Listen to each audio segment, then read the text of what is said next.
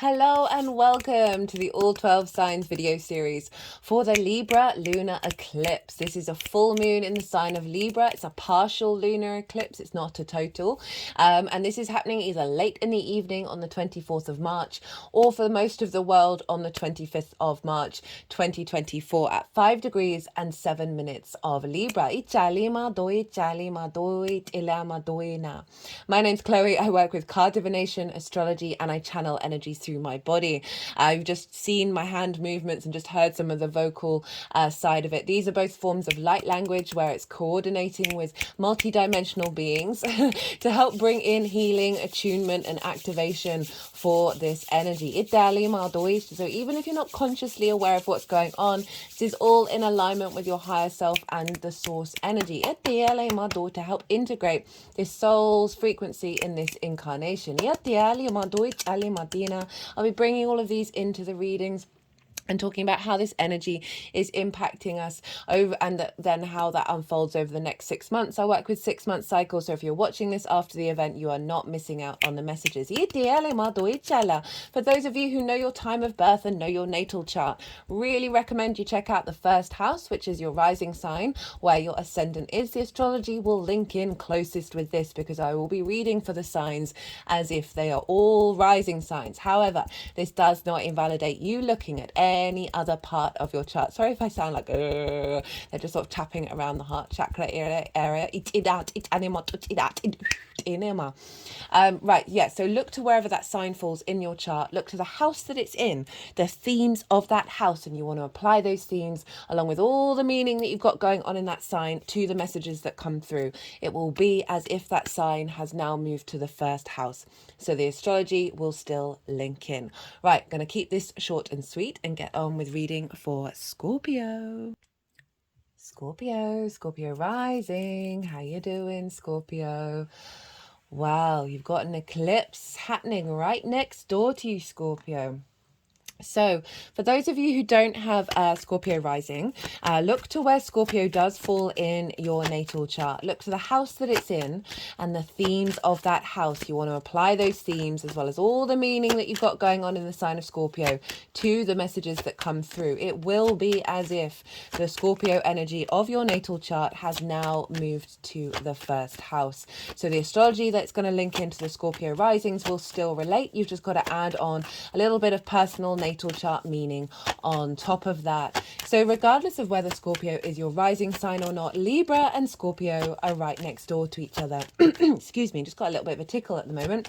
This is big throat chakra activation happening. That came up in the collective reading. It's also one of the oracle cards, and I'll be doing this oracle reading tomorrow on the day of the eclipse. For those of you who are new, who haven't quite caught the introduction, I channel energies through my body. So both physical and vocal light language are going to come through in the readings. This is working with energies from different dimensions, right? From the multi-dimensional sphere. Guides and support, angels, whatever, however you want to phrase it, working together with them, they're bringing in healing, attunement, and activation codes. So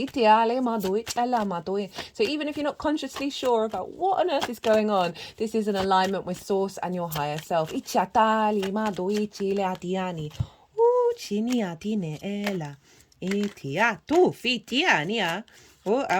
really all feel I rarely do that. Oh, that's never happened before on this channel, where a load of cards just flipped over. Got a very strong intuitive sensation that all of those cards were meant for you, Scorpio.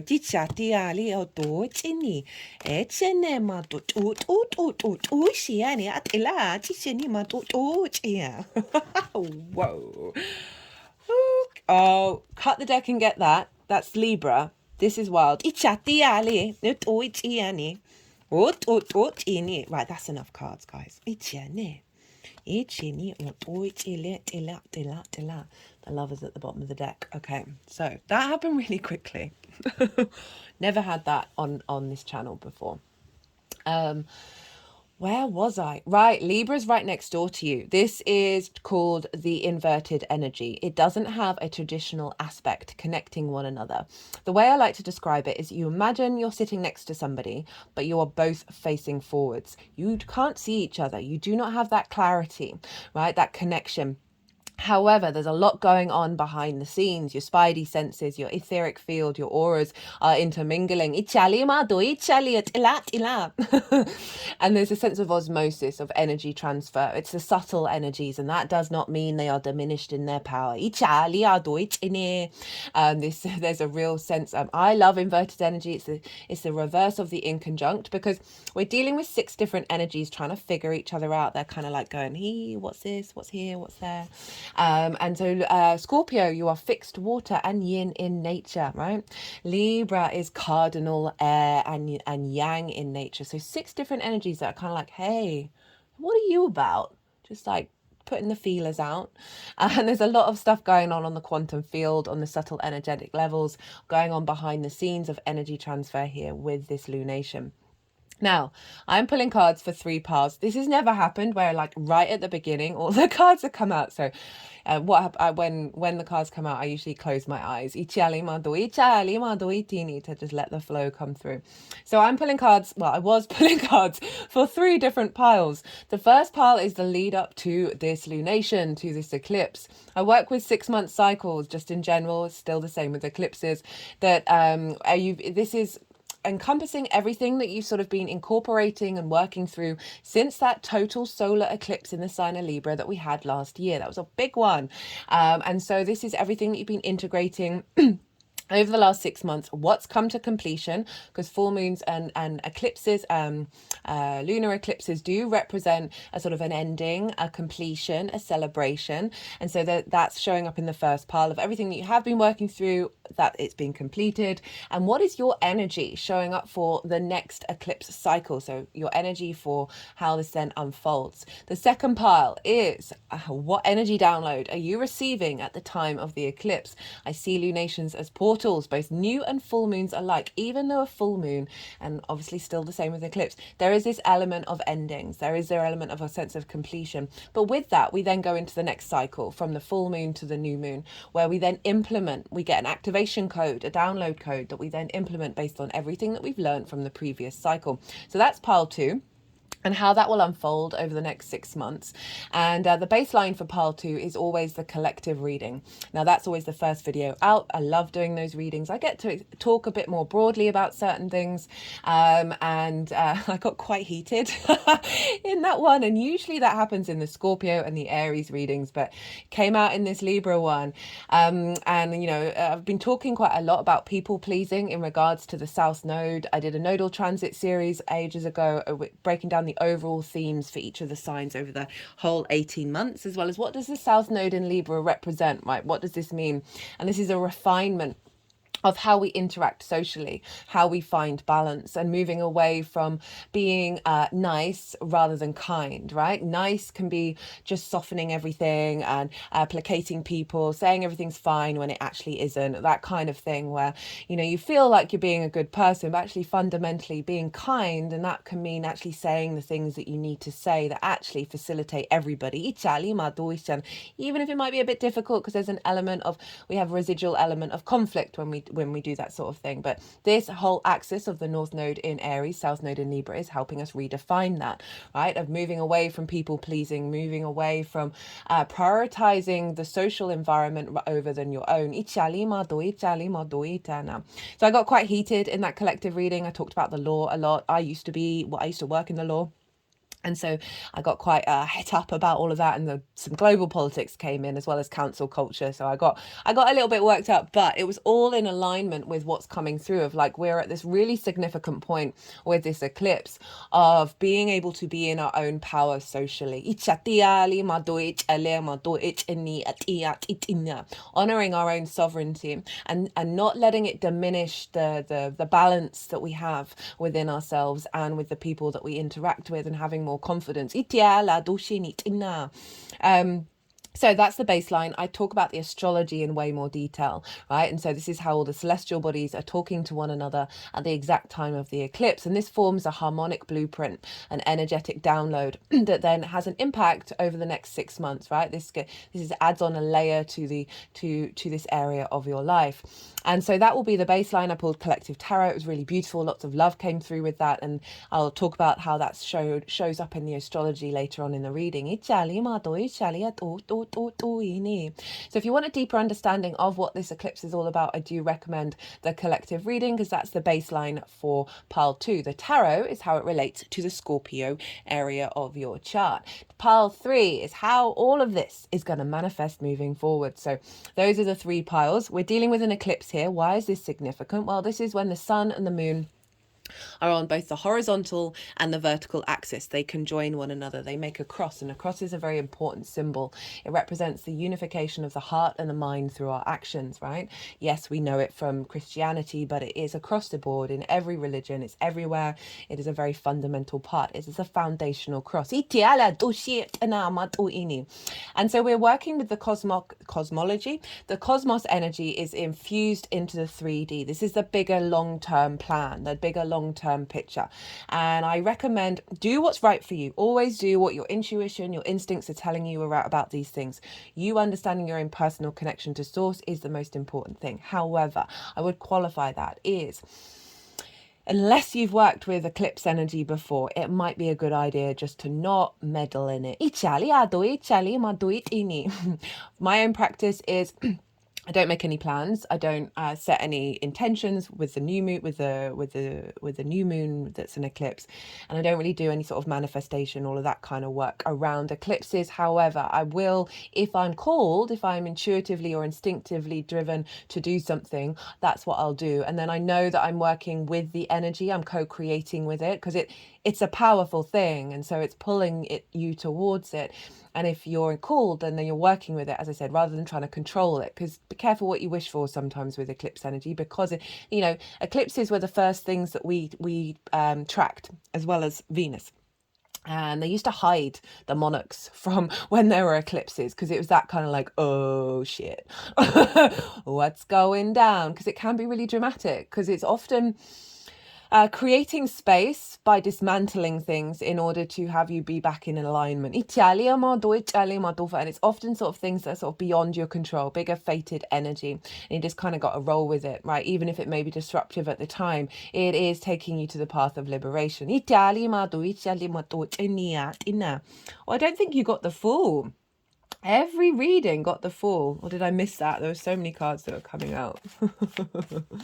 Look at all of those. No, you didn't. But it was in the collective reading. So there is a real sense of liberation here, of entering into a new heart space. And across the board with all the readings, we've collectively been doing a lot of refinement of self, and now we're getting the activation code with that based on that. So Scorpio rising, where is this happening? Well, this is happening in a difficult house, Scorpio. There is no beating around the bush with this one. The 12th house is a difficult house. It's the hidden house, the house of mysteries. And in those mysteries are the unconscious responses, the unconscious spaces. And so often we can have trauma responses and limiting beliefs there. We can have anxiety, depression, grief, loss, isolation, right? These are all difficult energies to work with, right? And so you may have found that you've been navigating a lot of this over the last 6 months, or certainly since the nodes went into Libra in your 12th house back in July last year.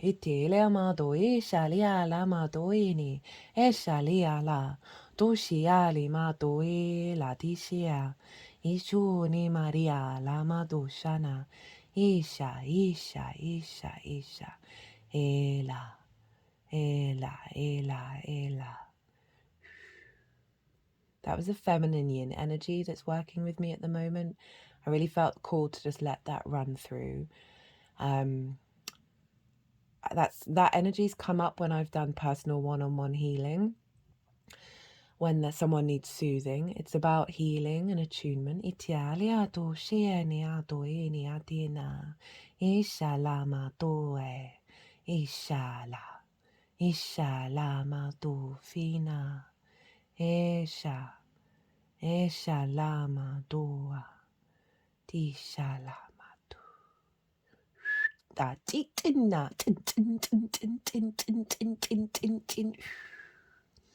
That energy is the neutral energy that's linked into code.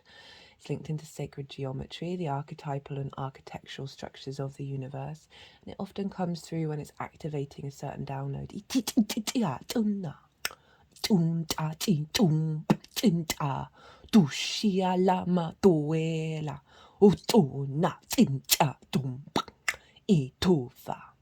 That one's the masculine yang energy. I've got 3 main guides working with me at the moment, and that's about earth protection and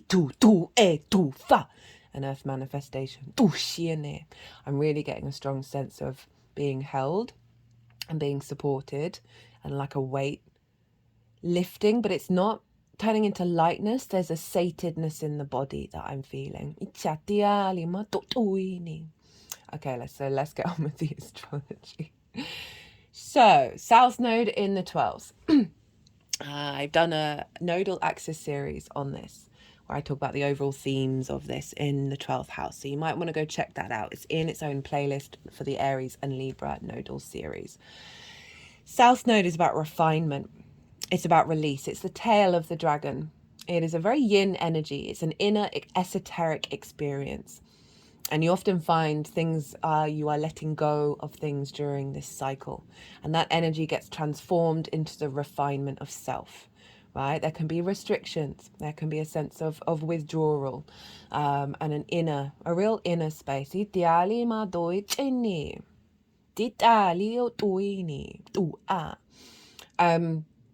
And underneath all of that is the magic of your soul. It's a very, very magical house, right? It is hidden, the occult, the unseen. And so there's an element of sometimes we've got to go through all of this in order to find that magic within our soul. We exist in a current framework of duality. We exist in the light and the dark and the power play between those two. Right? We can hold the ideal that we don't need these difficult lessons in order to evolve. And that's fundamentally within us, but we're in this environment that is heavy. Just heard the words, the lightness is coming in. Now, the 12th house can feel very personal to you, but also not integrated. It can feel behind the scenes, sort of not as accessible and not integrated with the rest of your chart. So over the last 6 months since this new moon, you may have been working through a lot of difficult energy.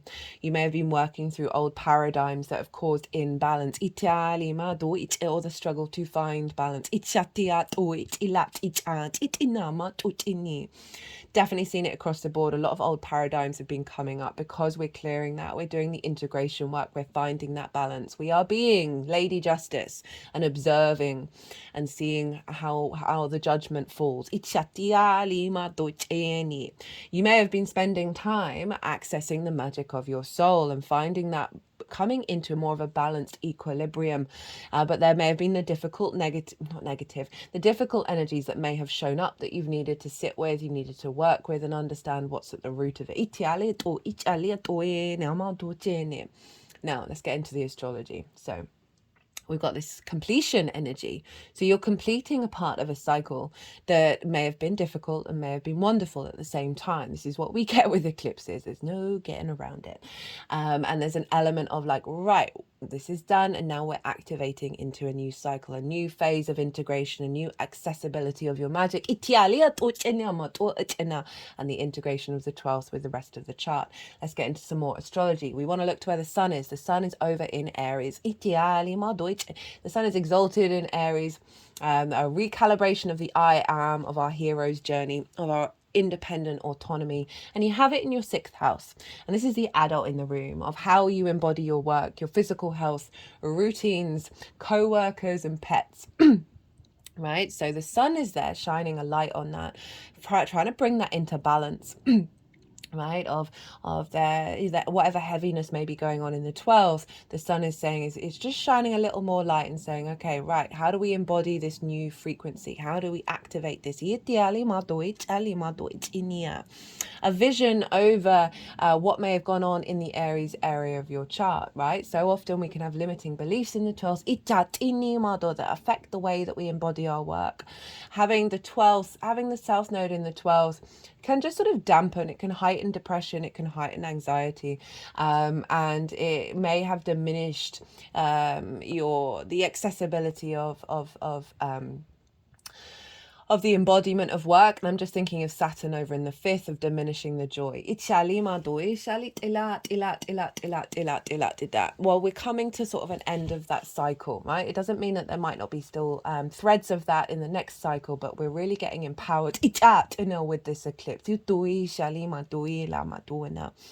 Now, one of the major aspects that's going on is Pluto is making harmonious aspects to the sun and the moon. Pluto is over in your fourth house of your roots and your foundations, your ancestors, your soul lineage, blood lineage, parental figures, a roof over your head, and your private life. This is your foundational spot. Pluto represents your innate id power, your primal power. It represents your magnetism and the constant transformative nature of existence, of creation and destruction. It is magnetizing a power within your fourth house. That is this strength, this facilitating your ancestors powering up, coming through. Any wounds around that may have impacted your unconscious spaces. Pluto in Aquarius is getting this alignment with our universal truths. A sense of objectivity to what may have been happening. But overall, really sensing it's trining the moon. Right, a trine is an aspect of Jupiter. Jupiter wants to bring things together and elevate and expand. There's deep wisdom, there's faith, there's knowing, and with that comes confidence, a sense of generosity and expansion, a sense of opportunities and luck. And so Pluto is making sure, I just had something come through, activating that magic, man. With the strength of your ancestors, implementing that into your foundational space, pulling that all into your day-to-day, right? You're in your private life.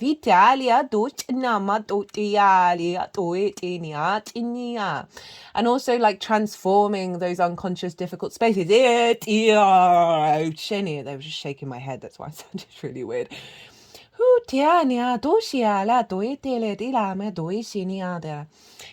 really do feel very compelled to sort of let a lot of this light language run. Often I do cut it short because I'm aware of how long I go on. I have a lot to say. We have a lot to say. And so it's really harmonizing. Okay, right. You can have a lot of trauma in the fourth house from your parental figures, from the ancestors, right? Of finding a little bit more perspective with it, of transforming that, of breaking away of limiting responses, and trauma in the 12th. Finding the wisdom and understanding around it, and finding a deeper sense of knowing that the things that may have taken you into difficult places, they don't actually have power over you.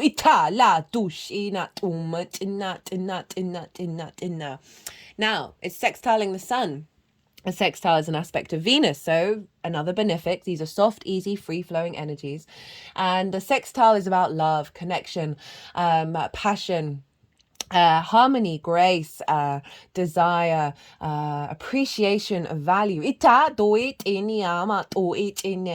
and also a real sense of creativity. So Pluto is magnetizing and transforming your foundations in alignment with the vision and clarity of how you embody your work. You may be getting more inspiration and support and healing from your ancestors in regards to your physical health. A more strength and power to put those routines into practice in your private life. A recalibration of an understanding of your embodiment of work that is free from limitations from the 12th. Now, Neptune's also involved. Neptune's very close to the sun. It's next door. So it's an out of sign conjunction and an out of sign of opposition with the moon. Neptune's really good at bringing different realities into our own. It is source. The mystical energy. The all-encompassing multiverse and the multi-dimensions, the expansive nature of the universe. Now, it's bringing a different reality into your own, and it's coming from your fifth house of your creation energy, your house of joy. Right, this is your pleasure principle. This is children, my inner child work, but overall it's your creation energy and it's your joy, and that is the new reality that's pouring into your 6th house of how you embody your work. And bringing that into balance with the magic of your soul, bringing that into balance with limitations that you've been clearing out. And activating a new sense of balance between those unconscious spaces and how you physically manifest in the 3D world. Now, let's look to rulership. Venus rules Libra. Mars rules Aries. So they are influencing the sun and the moon. And where are they? Well, they're hanging out with Neptune and they're hanging out with Saturn over in your 5th house of your creation energy. Venus is very closely conjunct Saturn at the time of this eclipse. And so Saturn's difficult energy, right, can bring up limitations, frustrations, restrictions around joy, around creativity, around your pleasure, around children, your inner child, creative pursuits, fun, amusement, games, romance, dating. Venus is coming along. She's adding some charm. She's giving some grace. She's bringing a bit more flow, a bit more ease, a little more intuitive responses around these things, right? And she's really helping commit to the long-term legacy of what Saturn's really up to, and that is bringing in a level of power and authority and commitment to your legacy. Saturn's so powerful. It can be difficult, but it's a longer term cycle, so it takes a while to adjust to. And any restrictions and limitations are just there for you to work with and unravel. Venus is impacting the moon, right? So she's bringing this creativity. She's bringing your joy, your passions, and your inner child, healing that inner child work, right, into the 12th house of like, okay, let's reconnect to our unconscious spaces from a place of joy. Mars is there influencing the sun. I love Mars in Pisces. You're more in your flow, your motivation, your drive, your passion is sort of following the synchronicities, following the whispers from the unseen. Your actions are more empathetic, so we understand the duality of it all, and able to navigate those waters, right? Mars can be very protective, especially in a yin sign. So there's a real sense of empowerment, and all of this creativity is feeding into the way that you work, is feeding into the magic of your soul, and this is getting activated, a sort of a reboot with this. And so we've got this heavy Pisces contingent, this sort of unconditional love energy flowing over these these are difficult houses, right? They don't have a traditional aspect. They're all of these energies are different to your ascendant, which means it can feel a bit discombobulating, it can feel a bit disorientating. And once we kind of realize, oh no, we're playing with different modalities, we're playing with different elements and seeing how they work together, but it can take a bit of effort, can take a little bit of activation work. Right, now Jupiter traditionally rules Pisces, so Jupiter is influencing everything that's going on in Pisces, and therefore what's going on with this eclipse. Jupiter's opposite your sign, Scorpio. It's in the sign of Taurus. It's in your 7th house of the other, right? Intimate relationships. This can be business partners, one-to-one clients, people that you work with on a one-to-one basis, intimate friends, as well as long-term committed romantic relationships, because it's linked into marriage, because it's linked into contracts. And source energy, right? How do you show up for the other? How does the other show up for you? What do you want from the other? Jupiter's expanding the wisdom that you see, and that you're able to share, that you're able to embody, an understanding of a maturing, a sense of knowing, and a faith around drawing in relationships that are going to serve you in the long term, right? And it also can see a sense of empowerment in the way that you feel with the other. And this is all coming into alignment with Uranus over in Taurus as well. They're going to conjoin at the end of April. And we're really sort of seeing the build-up of a sense of commitment to our understanding of self in regards to the other. For some of you, this may have been some expansive connections romantically, business partners, all of that kind of thing. Also, real deep wisdom around your connection to source. And this is influencing your creativity, your pleasure, your joy. So you've been recalibrating and working out the other in relationship to yourself that may have had an impact on your joy, right? Old patterns, old partners. And this may have all been bubbling to the surface because Saturn and Jupiter have been sextiling each other for ages, and so they're trying to get this into alignment, into a new frequency. But this can also really like be clearing unconscious responses, love language, when it comes to how we operate with the other. And as I said, it doesn't just have to be romantic, and love language doesn't have to be romantic. It's just the way that we connect to others, that we learn from our parental figures, right? Over in the 4th house with Pluto. So healing a lot of wounds around this, right? A lot of trigger responses, a lot of things that may have been causing imbalance. Now, Jupiter and Venus are in each other's signs. They're in each other's realms. This is called mutual reception. So they're essentially mind melding with each other at the moment, which is why you might have been feeling a slight ease, just a softness in the air at the moment. That these two benefics are in each other's signs. Venus is exalted in Pisces as well. So all her qualities are raised on high. And so we've got an alignment with these two planets, right? The two benefics. And even though this is an eclipse, I'm just not feeling the same kind of wham that could be showing up, right? And because we've got the two benefics in very yin, pleasure, faith, wisdom orientated signs, really allowing this transition to be facilitated through ease. Love and wisdom. Look to where your sun and your moon are in your natal chart. Look to the themes of the houses that they're in, and you want to apply those themes to the messages that come through, right? To what may be coming up with this eclipse energy. Eclipse portals are quite wide. You may have already been experiencing certain things, and this is going to add on a more personal understanding to this lunation beyond this general reading. Right. I am going to go consciously quiet, and I'm going to soften my mind and allow the energies are going to move through me. They're going to move the cards around, the many, many cards. And then they are going to do some physical and vocal light language. They are going to then move the cards into the three piles, and that's when I'll bring the tarot into the astrology. I call you to soften your mind as well. You let all that information settle, and see what your intuition brings up while we're doing this. I just want to say my energy is super chill in this reading. It hasn't been in any of the others. It's not been weird or anything in the others, but I'm feeling so sated in my body, right? At peace. There's a softness.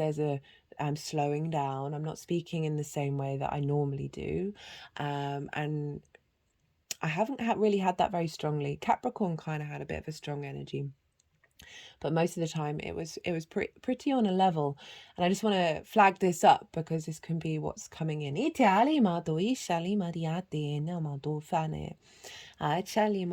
Right, okay, let's get on with this.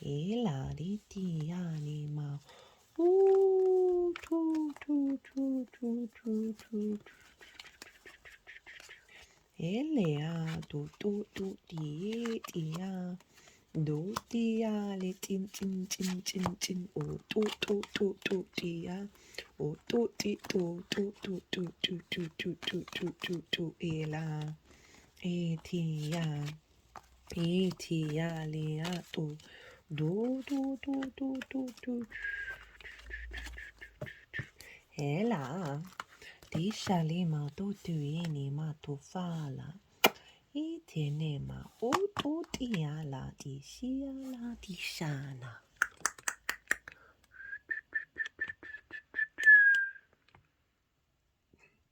Now, let's get on with this, Scorpio. What's a chunk of cards? So this is the last 6 months. This is from that solar eclipse in the sign of Libra, back in Libra season. Everything that you've been working on, integrating, what's coming to completion, and then what your energy is showing up for the next part of this cycle. 5 of Pentacles, 5 of Swords, double fives. You've got double tens as well. Tower in reverse, Death card in reverse. That's your card. I'm sure you know. Eight of Cups. This is Saturn in Pisces. Lady Justice, Temperance, the Hanged Man, King of Cups, King of Swords. Right, so big energy. Not surprised, given what I was channeling. 5 of Pentacles, 5 of Swords. These are difficult energies. 5 of Pentacles feels left out in the cold. There's a sense of isolation, not feeling supported, right? Feeling run down, feeling like it's never going to end. 5 of Swords, conflict. This is the card for me. If this turns up, I'm like, I'm happy with the Tower. I'm happy with the Death card. I'm happy with the Devil. This one, I'm like, oh, because it represents so much of our human psyche, or at least a part of it. This is about conflict. This is about bullies, victims, domination, subjugation, messed up hierarchical systems. This figure's won, but what have they won? They've won the 3 of Swords. They've won heartbreak. They've won grief. Now, in the 12th house, this can be your unconscious spaces basically attacking you. The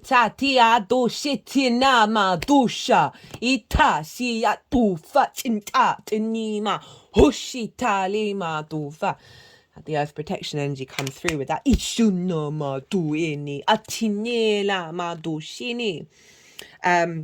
There's a fear mindset, there's a scarcity mindset, and then there's sort of ideas and constructs that have been basically the bully in the room for you, right? This could be also dynamics outside of your unconscious spaces that have been bubbling up. North Node in Aries can be quite feisty. That there are certain things that you've then been ruminating. Itialima, that's bringing about anxiety, right? That's bringing about a sense of frustrations and a sense of just overall just conflict. Itialima, and not being able to find that balance, right? So these may be things that have cropped up in your life that then create these unconscious spaces that are recreating old traumas, old limiting beliefs. You may not have had anything dramatic happen to you, but what I would say is that this collectively, we've been finding the space to navigate these things and work through them, right? So even if these things aren't really loud on the main stage for you, there's obviously created some space where you're like, oh, I can sense this. There's something going on here. I've noticed this pattern. I've done some work towards it, and now I'm going to put in more work. We've got the Tower and the Death card in reverse. So for me, this is pulling down structures in your unconscious spaces. I love the Tower. The Tower pulls down things from the surface, not from the foundations. It's getting rid of things that you do not need anymore. We've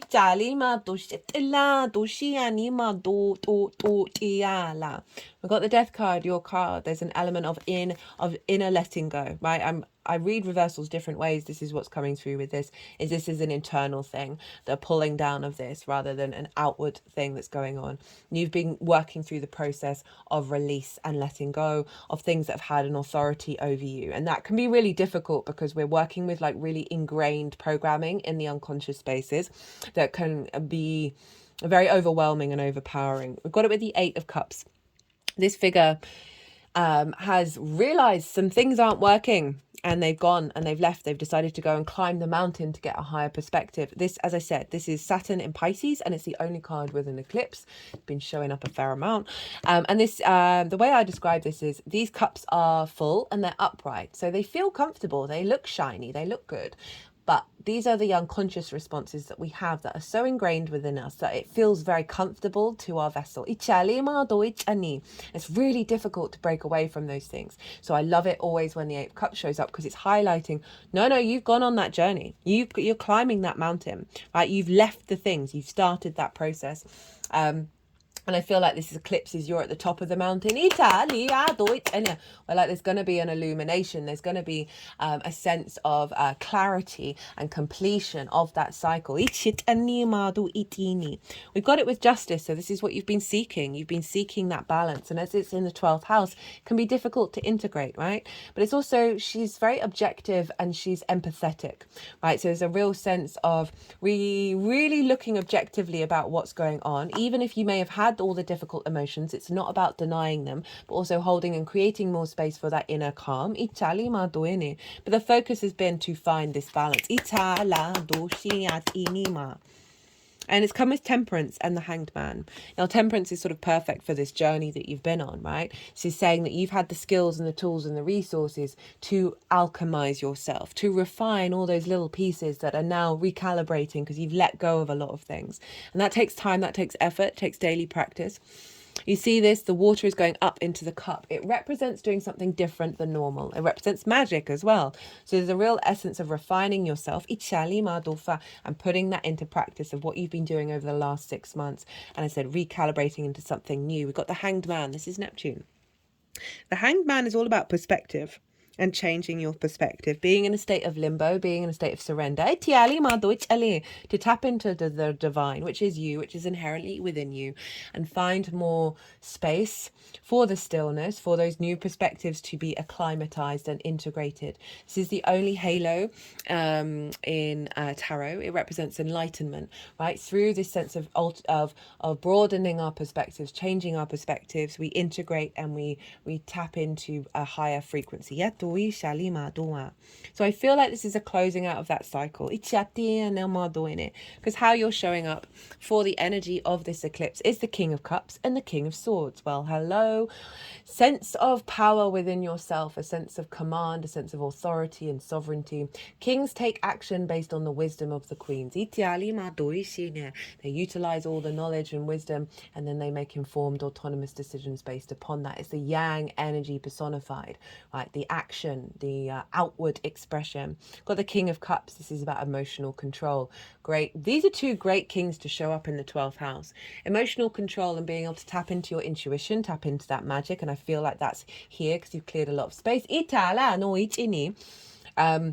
And not getting shaken in the way that you may have done in the past, right? This figure is on a stone throne floating on the ocean, right? That is pretty ridiculous.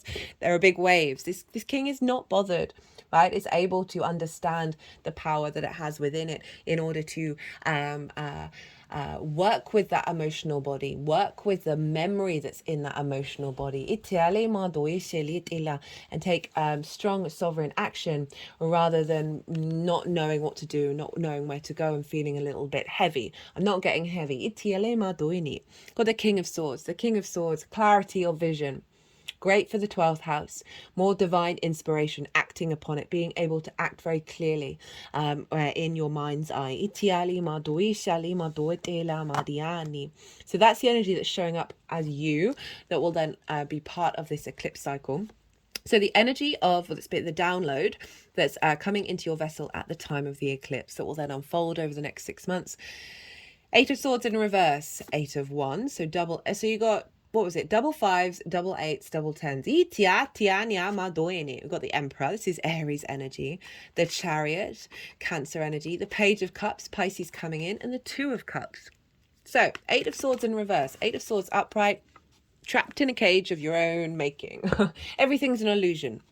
Reality is an illusion. And so often we can get fixated on things being real when they are in fact not so. And so if you think about the limitations in your unconscious spaces, that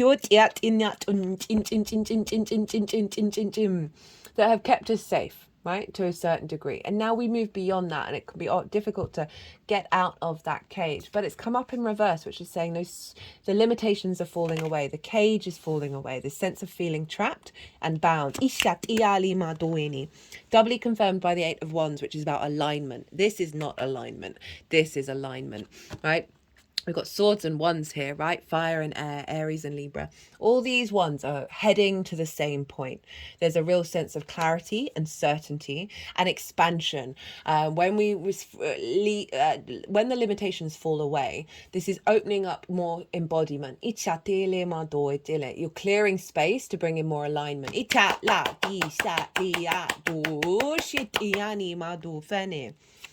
come with the Emperor.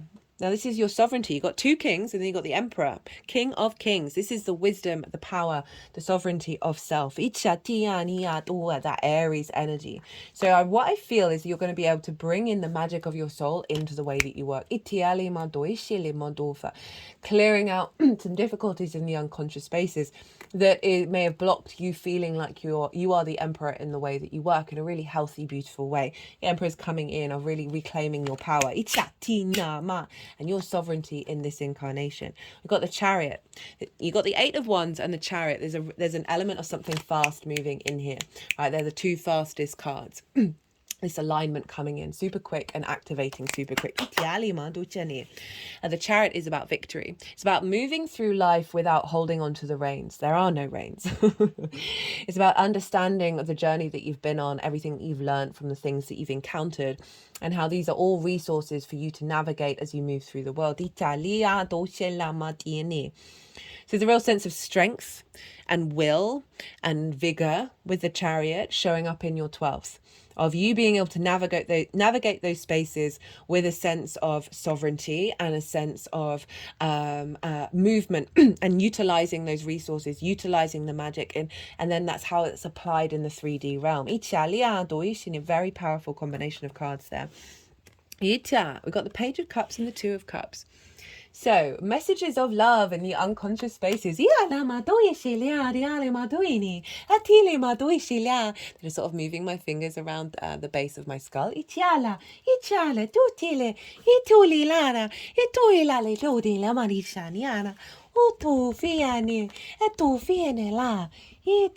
Soothing the mind, right? Those difficult energies. Page of Cups is also like talking to a fish in a cup, right? So this is your ability to observe the magic. To translate the messages. It's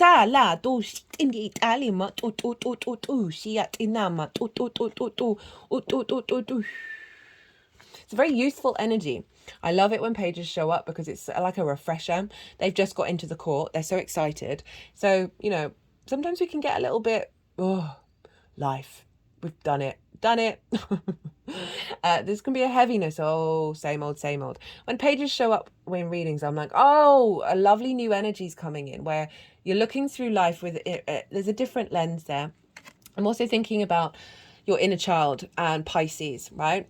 And how this is governing what's going on here of a new reflection, a new strength, a new strength within your inner child. You think of Pluto in the 4th with the trauma responses from parental figures. It's a real sense of liberation. And what I love the most is we've got the Two of Cups, right? This is so beautiful for the 12th. Right, we've got the masculine, feminine spirit, and they're all in union with one another, right? The masculine and feminine are eye to eye. They respect one another. There's honor, there's dignity there, and there's love. And there's a sense of balance, of soothing that conflict, soothing that separation, that sense of isolation, and bringing about a sense of balance and a sense of unity and love within your unconscious spaces. Now, we do have lots of stuff going on in your 5th house of your romance, as well as Jupiter over in the 7th of romantic relationships. And with the Two of Cups showing up, I can't not be that this is activating an extension of equality when it comes to the other, when it comes to how you find joy, how you find creativity. There's a balance there. There's a real sense of strength there. We do have the Lovers card, right? And as I said, that can link back into the romantic relationships. This also can be business partners, as well as just overall making a choice, right? These two they mirror one another. We've got the feminine, masculine, and spirit.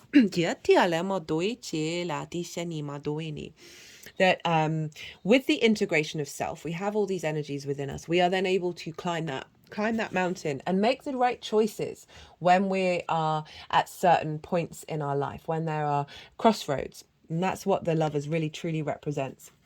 And so there's a sense of what's coming through with this is a building on your ability to make the right decisions, right? The unconscious spaces can have a big hold over us and can see us basically be trauma babies running around in an adult body. And with the Lovers card showing up, with the Six of Swords underneath saying you're moving into calmer waters, there's a real sense of clarity of you being able to make decisions that are more sovereign in nature with that Emperor and the Chariot, rather than being bound by the trauma responses and the limiting beliefs.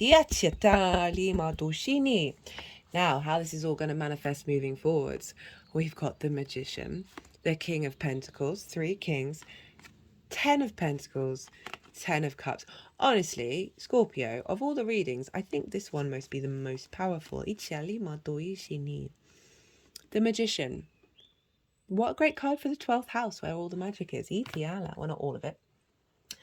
This is you being able to use the resources of those unconscious spaces to manifest rather than create conflict and scarcity. Oh, I'm getting a bit of a pain on the left-hand side of my head.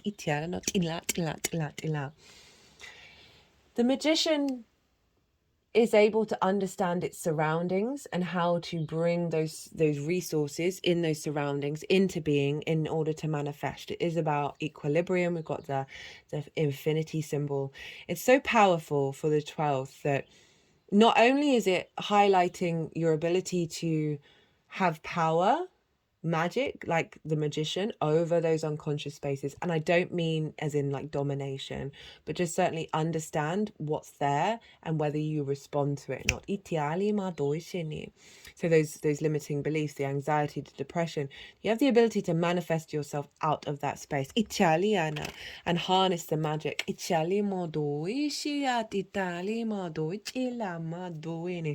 Very powerful card for the 12th house of you know, if you have been practicing your psychic abilities, if you have been practicing connecting to source, connecting to your soul's magic, this is saying, well, that's going to get boosted by the end of this cycle. Because you're integrating a new abundant energy that's then going to create more space and more room for the Magician to come in. King of Pentacles.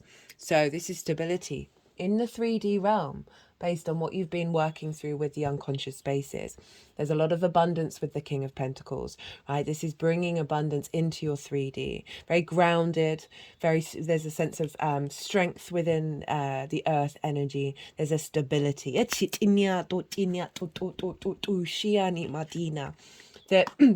you're going to be more comfortable in the 3D realm rather than that 5 of Pentacles, right? Rather than seeing scarcity, rather than feeling unstable, right? That 12th house energy is a lot of clearing out to bring in this level of sort of confidence and sovereignty. 10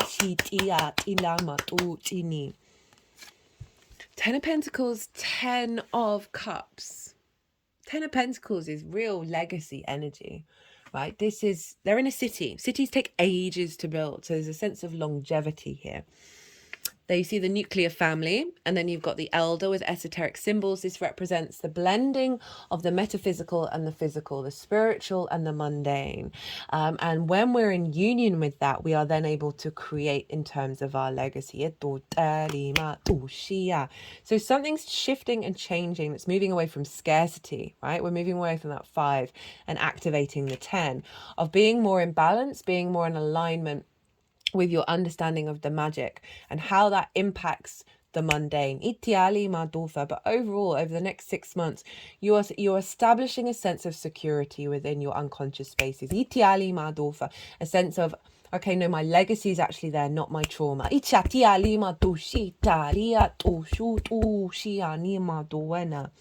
10 of Cups, great card to end on for the 12th house.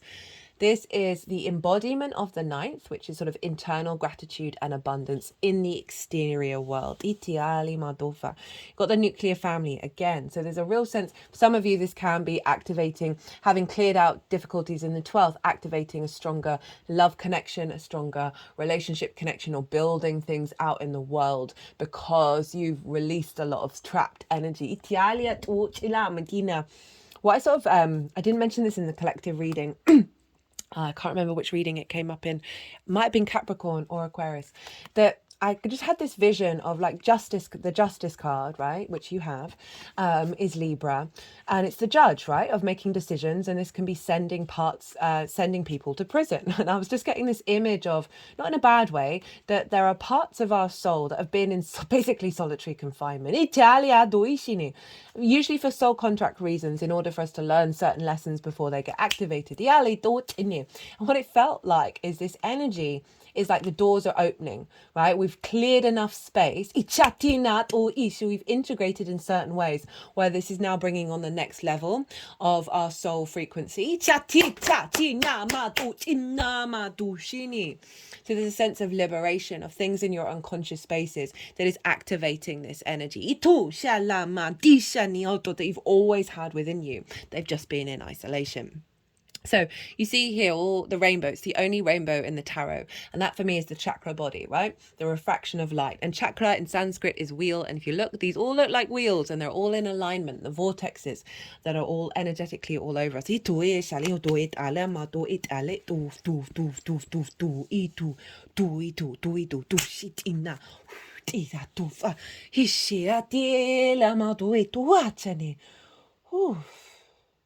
Just had a lot of energy run up and down both the front and the back of my spine.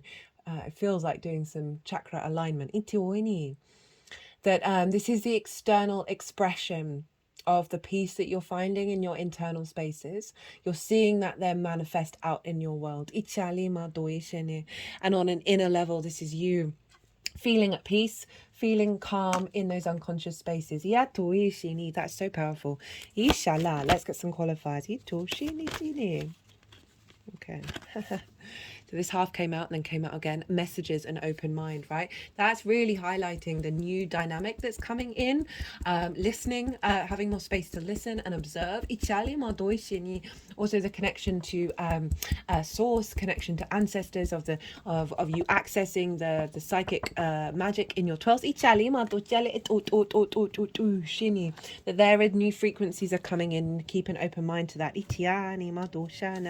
Got nature, perspective, realigning back to your inherent nature and inherent perspective. Right,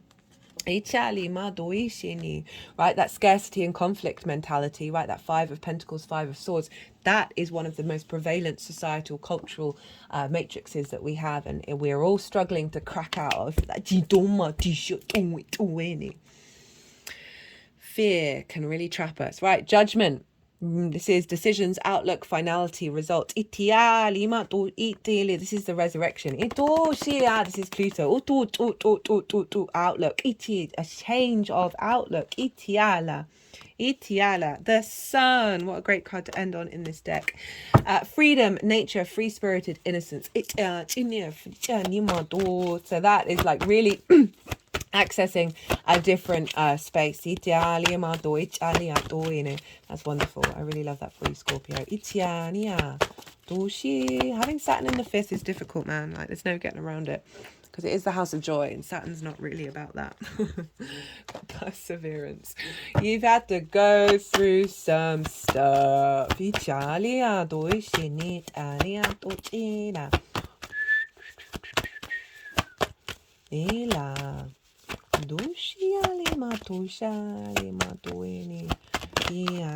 Physical activity.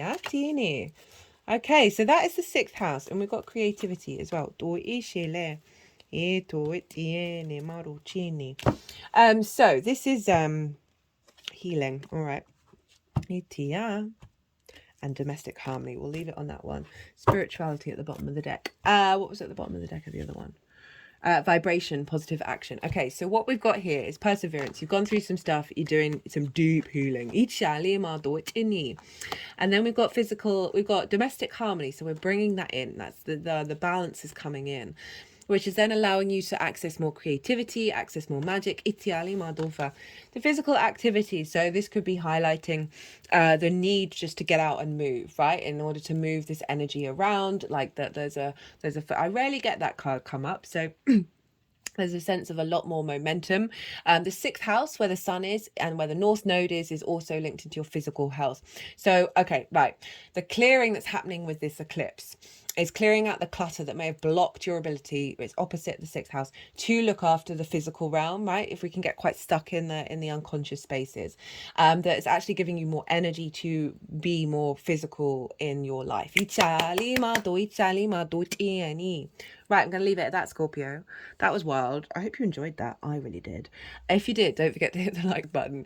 Oh, yeah. Oh, I forgot to. Did I bring this in? If I brought this in already, I do apologize. What I really like about this is coming just after the spring equinox, and in the northern hemisphere, the spring equinox is like a big manifestation portal, and we're going to be in it for the next 3 months up until the summer solstice, like big time. And this is when we're building. Well, there's a real shift of energy, but we're having this eclipse just afterwards, right?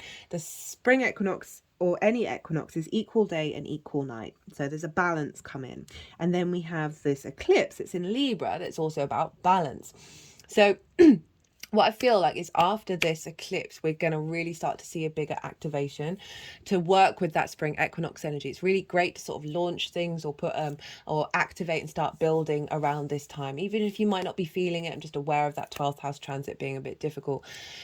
Speaking of launches, I launched my website finally. Took me a while to get the inspiration round to making it, but I launched that on the spring equinox. If you want a personal reading, go check out that website. It's in the description box and on the channel page and on my Instagram page. It's just allthecardsonetable.com.